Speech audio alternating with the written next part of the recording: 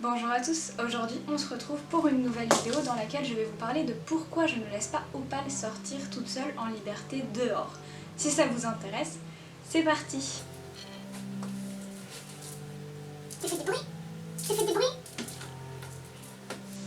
Petite précision numéro 1. Effectivement, ce n'est pas le même décor que d'habitude. Si vous me suivez sur Instagram, vous savez que j'ai déménagé très récemment. La vidéo du déménagement arrivera d'ailleurs la semaine prochaine. Petit 2, je n'ai pas pris le temps d'écrire cette vidéo parce que j'ai un peu l'impression que je ressemble à un robot quand je parle et que j'ai écrit une vidéo. Donc du coup là je vais vous parler comme ça vient. Donc du coup il est fort possible que cette vidéo dure longtemps et que ce soit un petit peu le fouillis. Pour commencer, il faut revenir à mon enfance. Il faut savoir que dans mon enfance, j'ai eu 2 chats et un chien. L'époque où j'avais un chien remonte à il y a très longtemps vu qu'elle est morte quand j'étais encore très jeune, donc je ne vais pas me permettre de baser mon expérience là-dessus. Néanmoins, en ce qui concerne les chats, et depuis que je suis toute petite, on a toujours fait en sorte de leur laisser accès au jardin par le biais d'une longe, exactement comme je fais avec Opal. Pour la simple et bonne raison que nous n'avions pas envie de retrouver nos chats écrasés sur la route, même si quand j'étais petite, on habitait dans une ville, si mon souvenir est bon, dans laquelle il n'y avait pas forcément énormément de passages. Et donc quand nous avons déménagé dans le sud, puisqu'à la base je suis originaire du nord, on a continué à attacher nos chats en longe pour qu'ils aient accès au jardin. Et quand j'ai voulu adopter Opal, il m'a semblé tout à fait logique de continuer à adopter ce comportement-là pour éviter qu'elle se retrouve écrasée sur la route, comme ça a pu être le cas pour beaucoup de chats de notre voisinage. Mais évidemment, ce ne sont pas les seules raisons qui m'ont poussé à faire ce choix. J'ai décidé de ne pas laisser libre accès à Opal en ce qui concerne l'extérieur, déjà parce que d'une part, je savais très bien que j'allais finir par déménager vu que je l'ai adoptée quand j'habitais encore chez mes parents.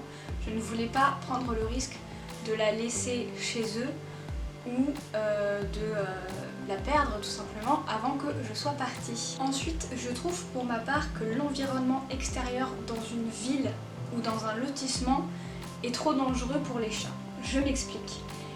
Laisser un chat en liberté quand on habite dans une ferme ou en pleine campagne, je ne trouve pas ça dangereux vu qu'il n'y a pas beaucoup de passages et pas beaucoup d'habitants et que ça semble logique dans ces cas-là de laisser un chat gambader librement à l'extérieur.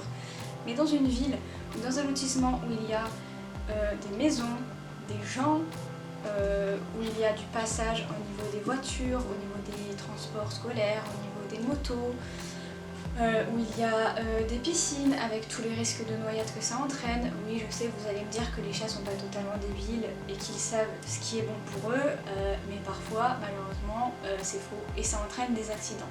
Donc je ne voulais pas risquer de perdre mon chat, étant donné que même si je ne l'avais pas encore, je savais très bien que ça allait être la prunelle de mes yeux et que j'allais investir beaucoup trop de temps et d'argent dans mon chat.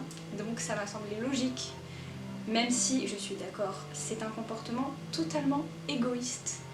Mais j'ai choisi de la laisser enfermée à l'intérieur et pour me rassurer quant à ce choix, j'ai décidé de lui laisser accès à l'extérieur, mais au bout d'une laisse, au bout d'une longe quand elle est dans le jardin ou dans un espace ouvert, et au bout d'une laisse quand il s'agit d'une balade où je vais la suivre, elle va m'emmener où elle veut parce que je ne décide que très rarement de là où on se dirige quand je suis au bout de la laisse et que Opal elle choisit tout simplement où elle veut aller et c'est pas à moi de décider où est-ce qu'elle veut explorer tout simplement. Il ne faut pas oublier également que même si vous et moi possiblement adorons les chats, il y a néanmoins une partie de la population non négligeable qui les déteste. Et qui n'hésitent pas à leur jeter des trucs pour qu'ils puissent partir de leur jardin, à tenter de les empoisonner, à tenter de les enfermer, à tenter de les tuer carrément. Oui, je vous assure, dans le lotissement de mes parents, il y a déjà une chatte qui s'est pris un coup de fusil au plomb. Quelqu'un s'est amusé à lui tirer dessus. Voilà. Les chats vont où ils veulent, les chats parfois font chier le monde. Les chats s'introduisent dans les jardins de personnes qui les méprisent et les détestent possiblement, donc forcément ça encore ça conduit à des accidents. Ensuite il y a également les risques de vol. Et oui, c'est fou, hein. On vit dans un monde sans déconner. Un chat en liberté peut tout à fait être volé, surtout s'il ne porte pas de collier et si la personne qui le recueille en pensant possiblement qu'il a été abandonné ne prend pas la démarche d'aller chez le vétérinaire pour vérifier s'il a une puce. Je ne sais pas vous, mais moi je n'ai pas tellement envie qu'on me vole mon chat ou qu'on la récupère en pensant qu'elle est abandonnée, tout simplement parce qu'elle traîne un peu trop souvent dans le jardin d'un voisin. Et non, quand j'ai adopté Opal, j'ai pas fait le tour de mes voisins pour leur dire si vous voyez un chat de cette couleur, c'est la mienne, ne me la volez pas, merci. Et ensuite, pour ma part, je dirais que le dernier point qui m'a poussée à faire ce choix, c'est l'alimentation. Pour ceux qui le savent, Opal est nourrie au barf, et quand elle était petite, elle était nourrie à l'industriel, mais sans céréales. Un mix de pâté et de croquettes. Et étant donné que je veux contrôler son alimentation, parce que le fin mot de cette vidéo, c'est le contrôle. Hein. C'est totalement égoïste comme comportement, encore une fois, je le répète. Je suis au courant, on est beaucoup dans ce cas. Étant donné que beaucoup de personnes prennent la liberté de mettre des croquettes à l'extérieur pour nourrir les chats qui sont abandonnés, je ne voulais pas risquer que mon chat, dont je contrôle l'alimentation, aille se nourrir à droite et à gauche. Parce qu'on ne sait pas quelle quantité il peut avoir ingéré, et même dans le cas où on le nourrirait avec les mêmes croquettes que celles mises à disposition chez notre voisin, on ne peut pas contrôler la quantité.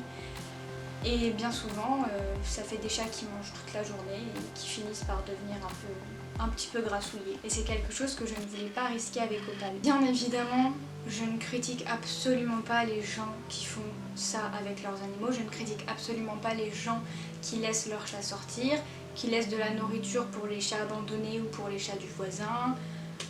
J'explique juste ma façon de penser, comment j'ai procédé, pourquoi est-ce que j'ai fait ça, et tout simplement comment est-ce que moi je procède avec mon propre chat. Il ne faut pas, si vous faites le contraire de ce que je fais, le prendre pour une critique. Ce n'est absolument pas le cas, chacun fait ce qu'il veut avec son animal, c'est ça qui est bien. Au travers de cette vidéo, j'essaye de vous expliquer au maximum les risques de laisser un chat en liberté dehors. Je trouve à mon sens que c'est un environnement qui est dangereux comme je vous l'ai expliqué et qu'il y a beaucoup trop de choses imprévues. Après ça peut aussi être mon côté un petit peu maniaque du contrôle par rapport à mes animaux. Je ne souhaite pas la perdre, je ne souhaite pas la retrouver morte. Je ne souhaite tout simplement pas qu'il lui arrive quelque chose de mal, étant donné également aussi qu'il y a des risques de bagarre avec d'autres chats, des risques de transmission de maladies par la même occasion, etc., etc. Maintenant, si vous considérez qu'un chat vit pleinement sa vie uniquement s'il a accès librement à l'extérieur, c'est votre façon de penser. Personnellement, je préfère qu'elle ait une vie qui pourrait durer entre ses 1 an et ses 15-20 ans possiblement, et qu'elle ait été enfermée, plutôt qu'elle vive 2 à 3 fois moins longtemps en ayant eu accès à l'extérieur. Personnellement, ça me ferait énormément chier de perdre Opal à un âge beaucoup trop précoce, comme ça m'est déjà arrivé par le passé avec d'autres animaux. Cette vidéo est à présent terminée, j'espère qu'elle vous aura été utile, j'espère que vous avez apprécié d'avoir passé ce petit temps avec moi, j'espère que la vidéo n'aura pas été trop longue, j'espère aussi que les réglages sont bons, parce que comme c'est la première vidéo que je tourne dans cet appartement, je ne suis absolument pas habituée aux réglages pour ce cadre-là. Déjà, j'espère que le cadre vous plaît. J'ai pas beaucoup d'espace pour vous proposer un autre cadre. J'espère que la luminosité est bonne et que je suis à peu près nette parce que j'ai pas de cadreur et j'ai pas de retour. Donc c'est un petit peu compliqué à ce niveau-là, mais j'essaye de faire un maximum après au niveau du logiciel du montage.